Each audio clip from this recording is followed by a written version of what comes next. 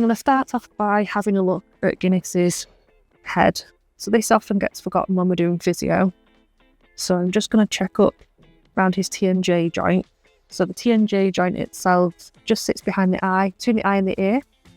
And you can just palpate up there and see if there's any reaction or any tension. If horses are sore with the TMJ, they may tip the head away. We've also got to be wary with our bridles as well. So quite often you can have the buckles of your bridle sitting in this area.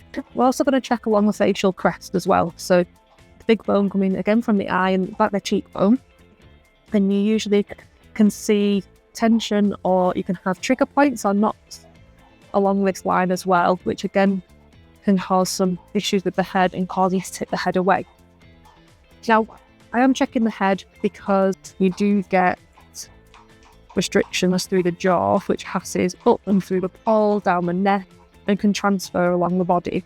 So if the horse has pain, especially in their mouth, in their tongue, you can get asymmetry between your big masseter muscles, the big chewing muscles either side, and also the temporalis muscle, which sits on the top, which is the forehead. And if you have asymmetry in the head, whether it's to do with horse's dentition and chewing, or whether it's to do with an imbalance elsewhere, we have links all the way from the tongue, through the horse's neck, under the belly and through to the back legs, and also from the mouth and the jaw, up through the TMJ joint along the top line. And any restrictions here can manifest themselves anywhere along that line. So we just check for facial symmetry, just check that the muscles at either side of his face are the same, and again, to that head position as well. So if you lower the head down, we should be able to see symmetry through his temporalis muscles. If these are bulging, you often see the point here becomes very, very obvious, and you'll see the definition of the muscle on either side.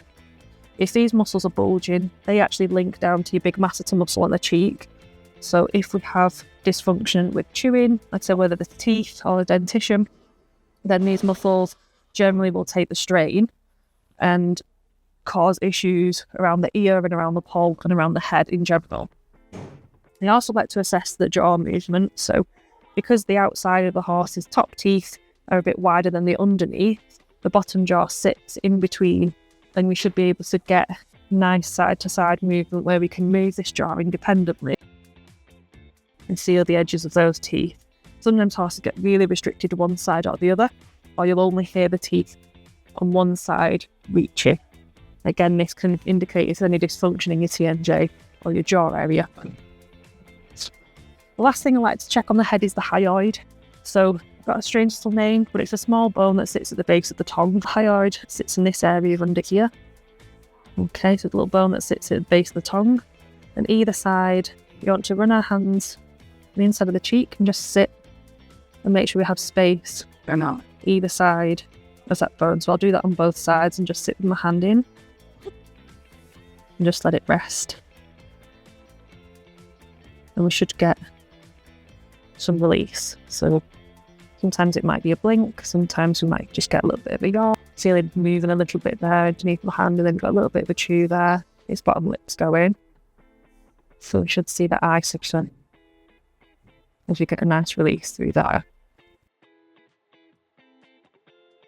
Yeah, again, has links with your hind limb, it has links with the tongue, it has links down your neck and on your sternum and all through your core. So any pain or restriction or excessive force put through the horse's mouth can disrupt the hyoid.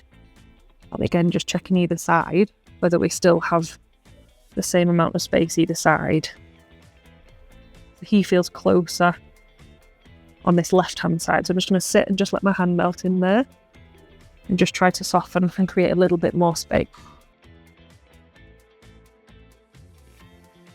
We just go a little bit lighter until we get a little bit of a chew and then release through there.